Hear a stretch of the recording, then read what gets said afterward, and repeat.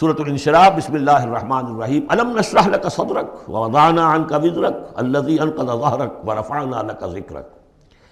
کیا ہم نے آپ کے لیے آپ کے سینے کو کھول نہیں دیا، انشراح نہیں دے دیا آپ کو، اور آپ پر جو ایک بوجھ پڑا ہوا تھا وہ اٹھا نہیں لیا۔ الذی انقض ظہرک، جو آپ کی کمر کو دوہرے کیے دے رہا تھا، توڑے دے رہا تھا۔ ورفعنا لک ذکرک، اور ہم نے آپ کے ذکر کو بلند کر دیا۔ فإن مع العسر یسرا، ان مع العسر یسرا، تو یقیناً مشکل کے ساتھ ہی آسانی ہے، یقیناً مشکل کے ساتھ ہی آسانی ہے۔ فإذا فرغت فانصب وإلى ربك فارغب، تو جب آپ فارغ ہو جائیں تو پھر یہ کہ خوب کمر کس لیجئے، محنت کیجئے اور اپنے رب کی طرف راغب ہو جائیے۔ یہ مشکلات القرآن میں سے ہے۔ عام طور پر سمجھتے ہیں لوگ کہ جو مشقتیں تھیں دعوت و تبلیغ میں، اور جو آپ کے اوپر جو لوگ فکرے چست کر رہے تھے اس کی وجہ سے آپ کو یہ رنج ہو رہا تھا، تو یہاں اصل میں یہ بات نہیں ہے، وہ بھی ہے اپنی جگہ پر۔ حقیقت میں بات کون سی ہے؟ اور کیونکہ یہ بھی معلوم ہے کہ یہ بالکل ابتدائی زمانے کی صورتیں ہیں، لہذا اس دور میں تو ابھی اس طریقے کا جو ہے کوئی بہت زیادہ پرسیکیوشن بھی نہیں تھی، بہت زیادہ مخالفت بھی نہیں تھی، اس سے کہیں زیادہ بڑے مراحل سے آپ کو گزرنا پڑا ہے۔ 3 سال کی جو بھی شیب بنی ہاشم کی قید ہے وہ بعد کی بات ہے، جو یوم طائف آ رہا ہے وہ اس کے بہت بعد کی بات ہے، یوم عہد بہت بعد میں آ رہا ہے۔ یہ اصل میں کیا ہے، جس شخص کو اللہ تعالیٰ نبوت دیتا ہے اس کی سب سے زیادہ جو خواہش ہوتی ہے وہ اللہ کے ساتھ لو لگا کر بیٹھا رہے، اور رسالت کا فریضہ ایسا ہے کہ جاؤ خلق خدا کو ہدایت کا راستہ دکھاؤ۔ اب کہاں وہ کیفیت، دن ڈھونڈتا ہے پھر وہی فرصت کے رات دن بیٹھے رہے تصور جانا کیے ہوئے، کہاں اللہ کی طرف رخ کر کے اللہ کا بندہ کھڑا ہے رات کے وقت، کیا اس کی کیفیت ہے، اس کے قلب کی، اس کی روح کی، کیا انشراح ہے، کیا انبساط ہے،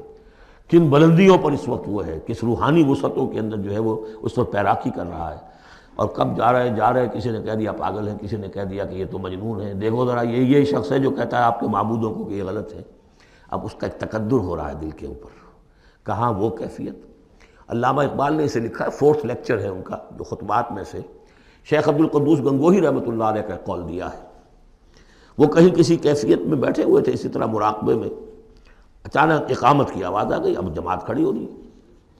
تو وہ آرہا کھڑا ہونا ہے، وہ تو نماز میں تو جانا ہے، تو کہا کیا، جھنجھلا کر کہا، حضوری سے نکال کر دربانی میں کھڑا کر دیا۔ اس وقت جس مراقبے کی کیفیت میں تھا وہ تو حضوری کی کیفیت مجھے حاصل تھی، اب میں دربانی میں آ گیا ہوں یہاں پر۔ نماز تو آپ پڑھیں گے تو امام کے پیچھے پڑھیں گے، اس نے کہا اللہ اکبر تو کرنا ہی ہے رکوع، چاہے ابھی آپ کے دل چاہ رہا ہے اور قرآن پڑھا جائے تو کیسے ہوگا، تو اس کا حکم ماننا آپ نے۔ آپ چاہ رہے ہیں سجدے میں پڑے رہے ہیں ابھی سر نہ اٹھائیں،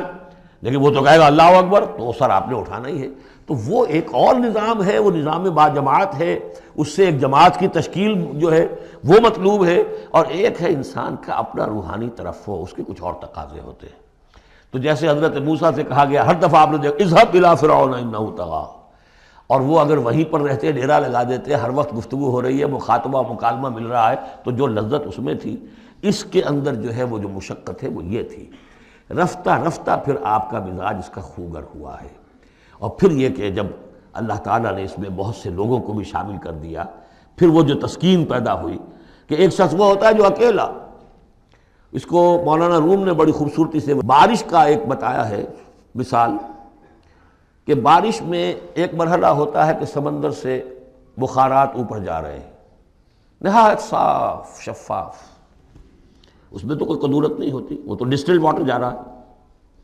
وہ اوپر گیا، پھر وہ گیا، اس نے بارش کی شکل اختیار کی، جب بارش کو بن کر وہ گرا ہے تو اس نے اب فضا کو بھی دھو دیا، تو فضا کی قدورت اپنے اندر لی نا، فضا کو صاف کر کے وہ آیا نیچے، زمین کا بھی گند صاف کرتا ہے، صاف کر کے اور وہ گند لے کے دریا میں شامل ہوا، اور پھر گیا اور سمندر میں جا کر گند اس نے وہاں چھوڑا، پھر وہ پاک ہو کر صاف ہو کر بڑی ہی یعنی لطیف شکل میں پھر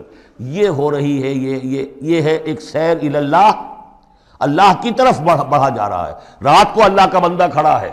اور اللہ سے مناجات ہو رہی ہے، یہ وہ ہے بخارات کا اوپر اٹھنا، نہایت پاکیزہ لطیف کیفیت۔ اور جب آپ آئے ہیں تو بارش کے مانند ہیں، اب آپ دھو رہے ہیں، تو جو دھو رہے ہیں اس سے خود اپنے آپ کو بھی تقدر ہوتا ہے، کسی نے کچھ کہہ دیا، کسی نے کچھ کہہ دیا، کسی نے کچھ کہہ دیا، کسی نے فکرہ چست کر دیا۔ اب آپ کو ضرورت ہے کہ پھر ذرا اپنے آپ کو بھی صاف کریں، دوبارہ پھر رات کو کھڑے ہو جائیں۔ سیر اللہ، سیر فی اللہ، سیر عن اللہ الی اللہ، یہ جو ہے جو تبلیغ کا اور فریضہ رسالت ہے، یہ بھی سیر الی اللہ ہے نتیجے کے اعتبار سے، لیکن اس وقت عن اللہ ہے، اللہ کی طرف تو پشت ہو گئی۔ اب دیکھیے جب آپ نماز میں کھڑے ہیں تو رخ کدھر ہے؟ اللہ کی طرف۔ جا رہے ہیں تبلیغ کے لیے تو اللہ کی طرف تو پشت ہو گئی، اب تو آپ جا رہے ہیں تو خلق کی طرف آپ کا رخ ہے، اللہ کی طرف تو پشت ہے۔ اس حوالے سے وہ عروج ہے، یہ نزول ہے، اور یہ نزول جو ہے یہ بڑا شاق گزرتا ہے کسی ایسے شخص پر جسے عروج کی لذت حاصل ہو گئی ہو۔ یہ ہے وہ سختی، الم نشرح لک صدرک ووضعنا عنک وزرک الذی انقض ظہرک ورفعنا لک ذکرک فإن مع العسر یسرا ان مع العسر یسرا فإذا فرغت فانصب۔ اے نبی وہ وقت آ جائے گا، آپ اپنے اس فرض منصبی سے جب فارغ ہو جائیں گے، جب اللہ کا دین غالب آ جائے گا، پھر آپ یکسو ہو کر وہ جو آخر میں آیا اذا جاء نصر اللہ والفتح ورأيت الناس يدخلون في دين الله افواجا فسبح بحمد ربك واستغفر انه كان توابا، پھر آپ ہمہ وقت اسی کام میں لگ جائیے۔ اور اسی لیے حضور نے اس وقت آخری فیصلہ کیا، اللہم فی الرفیق الاعلی، بس اب میں فارغ ہوا اور اب میں مزید تاخیر نہیں چاہتا۔ حالانکہ نبیوں کو یہ آپشن ملتا ہے، اگر آپ ابھی چاہیں تو اور رہ سکتے ہیں دنیا میں، یہ آپشن ملا ہے۔ چنانچہ حضور نے اپنے مرض وفات میں جو خبر دی آ کر، جب آپ نے نماز پڑھائی ہے، بیماری میں ذرا سی کمی ہوئی تھی، باہر آپ آئے ہیں، حضرت ابوبکر نماز پڑھا رہے تھے، حضرت ابوبکر کے پاس جا کر آپ جو ہے بیٹھ گئے۔ اب حضرت ابوبکر جو ہے وہ اقتداء کر رہے ہیں حضور کی، اور پوری جماعت کر رہی ہے اقتداء حضرت ابوبکر کی۔ یہ نماز ہے، آخری باجماعت نماز۔ اس میں حضور نے فرمایا اللہ نے اپنے بندے کو ایک آپشن دی ہے، ایک اختیار دیا ہے، وہ چاہے تو، اب جو ایگزیکٹ الفاظ یاد نہیں ہے، نتیجہ اس کا یہی ہے کہ چاہے تو ابھی دنیا میں اور رہے، تو بندے نے اللہ کو قبول کر لیا ہے۔ حضرت ابوبکر رو پڑے اور لوگ حیران ہوئے، رو کیوں رہے ہیں؟ یہ تو کوئی بات ایسی ہے نہیں۔ ان کے سمجھ میں آ گیا تھا کہ آپ نے اپنے انتقال کی خبر کر ہمیں دے دی ہے۔ تو یہ فیصلہ اللہم فی الرفیق الاعلی،